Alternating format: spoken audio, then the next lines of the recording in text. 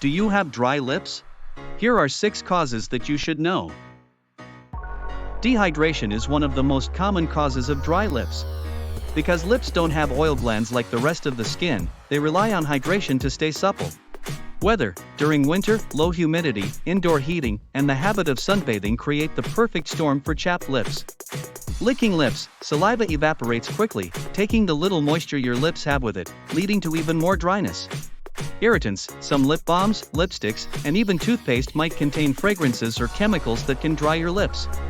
Sun exposure, lips are vulnerable to UV rays, and without protection, they can get sunburned, which causes dryness, sensitivity, and peeling.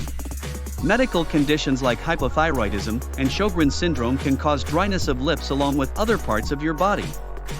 I hope this was helpful. Follow a Healthy Info for more.